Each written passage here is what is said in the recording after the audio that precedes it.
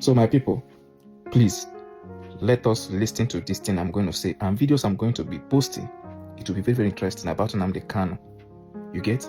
Because we have been made to know by the court that Nnamdi Kanu is a terrorist. And so many people are buying the idea, even some Igbo people.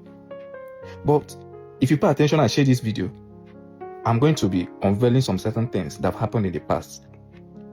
Because I am a science student and I'm scientifically inclined. And I believe in the physics that says cause and effect. You get? Cause and effect.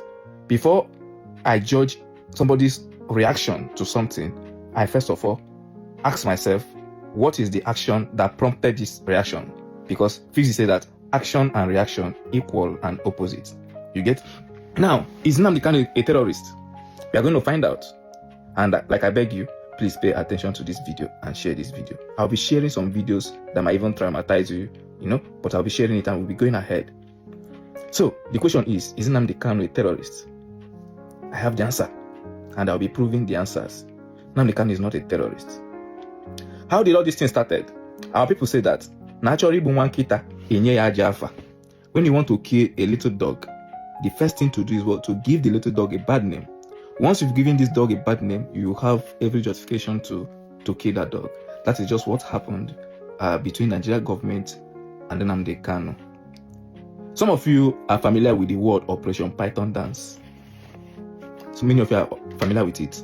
That word Operation Python dance that operation happened in the southeast. It didn't happen in any other place. It was all in the southeast. And it was slated to start on 14th September 2017 to about, I think, 15th September 2017 to end about 14th October the same year. You get? Remember that Nnamdi Kanu was arrested when Nnamdi Kanu visited Nigeria. He was arrested, that he stayed some years in prison until the court granted him bail, which somebody stood for him, which was Senator Baribe. Then when he was granted bail, the case did not just die. You get? He was meant to be coming to court from his house. So since then, Nnamdi Kanu has been attending the court from his house. But still on stay, Nnamdi Kanu was gaining so much momentum and so much love from the people of Southeast. If you take a look, you remember Nnamdi Kanu was visiting different states of the Southeast. You get? And you can see that each of his visits to any state in the Southeast, the population he drew, no politician in the whole of this Nigeria can draw that crowd, not to talk of that of Southeast. Pay attention to this video. Don't quit this video and share this video. It is very, very important. So, all these routine visits that Nnamdi Kanu started making was gaining too much momentum. If you see, I'm going to be showing you videos of the kind of crowd Nnamdi Kanu was controlling that time after he came out from that prison. You get? And during that time, he was visiting different states, where he even, on his way to some states, he meets police. Police people would like to take pictures with him. You should remember all these things. So, as this visit and as all this thing is gaining so much momentum, Southeast leaders notice that there is a problem. This guy is now more popular than us, the leaders, the governors, and so on in the Southeast. I don't know how they colluded with federal government. Remember, Nnamdi Kanu was discharged in the court, but the case was not yet off. He was meant to be coming to court from his house. You get? So, his passport, everything was seized. So what they planned was, they now planned Operation Python dance. Nobody knew that was an attempt to use and assassinate Nnamdi Kanu in his own house. So what happened? I think on 17th of September 2017, the army stormed Nnamdi Kanu's house and opened fire. They killed more than 28 people. They opened fire, unprovoked. Now, before we go forward, before I forget, why Nnamdi Kanu is not a terrorist, and why I said actions and reaction equal and opposite, is that, and if I'm wrong in this, I'm going to say I need evidence, then I'll delete this video. Prior to this attack to Nnamdi Kanu's house, you have never seen IPOB member with any arms. If you have ever seen any IPOB member carrying cutlass or knife, prior to this September 2017, that people were killed. You get? Even people coming from Aba who heard that army have stormed Nnamdi Kanu's house. Some IPOB members rushing from Aba were stopped along the road. They were shot there. Some of them were thrown inside water. You have seen the video. It's not just a message. It is something that has evidence documented. See it. These are people rushing from Aba, coming to Nnamdi Kanu's house in Umuahia. I live in Umuahia, then I live in Umuahia capital city because I schooled in Umudike, Michael Okpa University. I was there. We stayed inside the house for complete 4 days. Nobody came out because it was a very terrible experience. Okay, these are the inhuman treatment they meted on some IPOB members who were traveling from Aba coming to Umuahia. Remember, if you're an Igbo, listen to this thing. You won't be deceived. You cannot give a dog a bad name just because you want to kill it. Even if you succeed to give a dog a bad name, let the owner of this dog not let the lie sink into their head. When somebody, don't ever allow somebody who doesn't know you to define you, to give a definition of you, because they will always give a bad or a wrong definition of you. Always stand your ground when people are defining you, people who don't know you. Stand your ground and give the correct definition of yourself. Okay, now, there are so many lies. Okay, but before I go there, let me come. If you have any evidence where you can see any IPOB member carrying arms before this year, raise it up. But IPOB members are being killed in their numbers. The only thing you see IPOB member carry is their flag. I am not an IPOB member. I have never been a member. You get? But the only thing you see IPOB people carrying is what? Is their flag. Then how did they turn to terrorists? And remember, they were declared terrorists just after this Python dance. And by then, no IPOB member has ever carried arms. It's only their flag they carry. So they were given the bad name to kill them, even when they did not carry arms. You get? So now, Sahara reporters had a news where they reached out to, there was an interview that the then governor of Abia State, was granted, where he's saying that the army reached out to him. You get? That they want to come and arrest Mazi Nnamdi Kanu. But they never told him that it was so much, that kind of a blown out war that they are coming. That was the comment of the governor. You get? Still on stay, the army denied ever going to Nnamdi Kanu's house. You can see the video where army is denying that they never went to Nnamdi Kanu. They were just passing by, and some people started throwing them stone. Well, Brigadier General Sani Usman is spokesman of the Nigerian Army. On the line to our Abuja studio, I asked him why they had invaded Mr. Kanu's compound.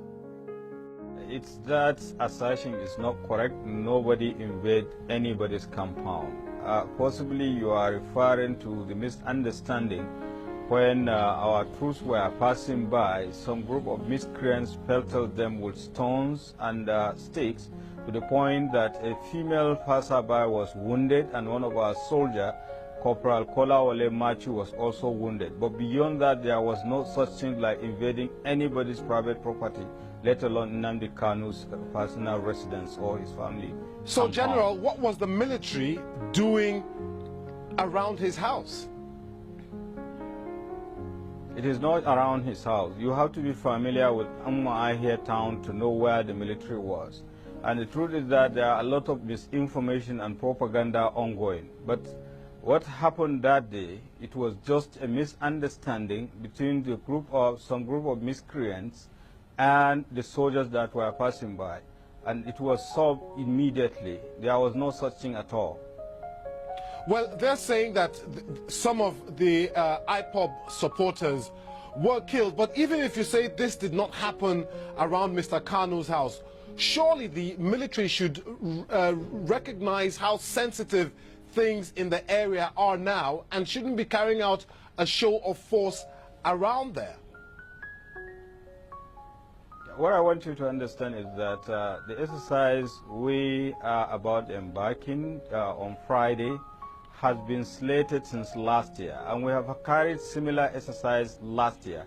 And we also carried similar exercise in some parts of the country, the essence of which is just to sharpen the skills of our troops in internal security operations. And it is going on simultaneously in 5 southeastern states, including Cross River State. I see no reason why the one in Abia State should be blown out of proportion. And there is no single incident whatsoever in other states. So what about these pictures that are making the rounds on social media? We see young boys being beaten by men dressed in military fatigues. Some people look to have been, as if they've been shot. Are you saying that these pictures are being staged? If yes, by whom? One thing I want to make clear is that there were a lot of, insinuations and mischievous propaganda going on. The video in question you are talking about, there was an allegation of some soldiers humiliating or maltreating some people that we suspect members of independence people of Biafra. And that issue is being investigated. So far, I'm sure 82 Division has even made some arrests. The whole essence of it is to discredit the army. But General, I mean, with all due respect, it's not just the IPOB members who are accusing the military. I mean, early this year, Amnesty International came out with a report accusing the Nigerian military of heavy-handedness in dealing with this issue. What I want you to understand, Amnesty International allegations, they are not new things. They have been making the same series of allegations for the past 4 or thereabout years. And in 2016, February to be precise. Okay, that was the then reaction they did, which they even denied that they killed anybody. You get? What's this video? Still on still. Let us go on. Nnamdi Kanu, ask yourself, what did they come to Nnamdi Kanu's house to do? If not just to eliminate Nnamdi Kanu. What did they come to do there? To eliminate somebody whose case is still in the court and who is still coming to court. Well, Ifeanyi Ejiofor is Mr. Kanu's lawyer. He told the BBC he believes the military are out to kill his client. The fact is that I'm not even seeing what they are doing in my house and an attempt to arrest him. I get him. It's not an attempt to arrest him. It is a clear mission to eliminate him. It is not an attempt to arrest him. To kill him. Yes, that is what they are doing. Because tell me what they are doing in the Zoom, shooting in the room, and also in the parlor. Tell me what military is doing there. This is a matter in court. It comes to court. As I speak to you, I have found action against the federal government and also the military in the federal court of Maya. We have evidence. We have evidence. As I speak to you, we have evidence. We have a video clip. We have the photographs of the activity. And the whole Southeast leaders team up to give express permission to that incident. This is the kind of leadership we have. Like I told you, I lived in Umuahia when all this thing were happening. You get? There are 3 people that were shot in Umuahia. In Umuahia town there. Those people don't even know what is happening. They were just going on their own. They don't even know that army is having anything to do. Those innocent people going on their own, 2 boys, 3 boys. They were shot instantly. Eyewitnesses have told the BBC that 3 people were shot by men in a military van outside the State House in Umuahia, Abia State, southeast Nigeria. 2 people died and 1 was rushed to hospital. A curfew was declared in the state earlier this week following heightened tensions between the Nigerian army and the secessionist group. I heard that all of them died, but according to the news, they say only 2. According to the news that later came out, they say only 2 that died. Okay? And only that made nobody came out. For straight 4 days, everybody is inside the house. I live in Umuahia town. That's that day because I was still a student in Umuahia. Okay? So when did IPOB turned terrorists? Did they have any arms? The other day they were where they are praying. An army stormed there and start shooting. They kill so many people. This is unprovoked. You get? When they contacted the army denied everything. But everything was on record. Who was that? This is to tell you that. I'm just trying to open your mind to tell you that these people are doing this because we are just Igbos. Nnamdi Kanu did not do them anything. Nnamdi Kanu never encouraged anybody to carry arms from day one. Okay, now, when was the first time IPOB started carrying arms? It was when the Fulani herdsmen started dealing with people. They started killing people. They started butchering people. That led Omoteku, that led Yorubas to introduce their Yoruba outfit, security outfit, which is Omoteku, something like that. So the killing became so much that Nnamdi Kanu had to make a broadcast. Pleading, he didn't even shout like the normal voice. You know, Nnamdi Kanu has a very high voice and he's always shouting, but he was even very calm, begging Southeast leader, say, please, enough of all this killing of our mothers in the farm. Please, you people should borrow leave from Yoruba counterparts. Do what Yoruba people are doing. Go and form a security outfit that will protect our people. That these people are coming. These people are already in our bush. You see how they are killing our people. Do this. They no agree. He come again and tell them, say, if you people did not introduce the Southeast security outfit, I will be forced to introduce it myself. So after everything, some months, even up to today, we are talking now, after many years now, Southeast leaders never introduced any security outfit to protect our people. Then Nnamdi Kanu flaunted ESN. Nnamdi Kanu flaunted ESN, and that was the first time IPOB had any arm wings, like any wing that carries ammunition. This was the first time. And why did they carry it? They carry it because they need protection. They've been killed a lot. Their people have been killed a lot, and they want to protect themselves. So I understand very well that some people have every reason to be angry with Mazi Nnamdi Kanu. Some Igbo people, especially those Igbo people who have lost their loved ones in this battle. I cannot tell you not to be angry with Nnamdi Kanu. I cannot say, why should you be this? Because I understand you lost somebody who is very, very important to you. But still, this story will still help you. You get? So now Nnamdi Kanu flaunted this security outfit. The question to ask yourself is, did Nnamdi Kanu flaunt this security outfit with a bad intention? The answer is no. This guy thought that this is the best thing I can do for my people, to protect my people. My people is dying. I need to protect my people. And he did it. From his own heart, he felt that this is the best he can do. You get? One thing, like I always say, is that human being is the most difficult animal to control. Even when you have good intention doing something, this intention can be defeated along the way. When many unforeseen circumstances can come and defeat your good intention. So in Anambra State, Governor Soludo brought out Udogachi security outfit.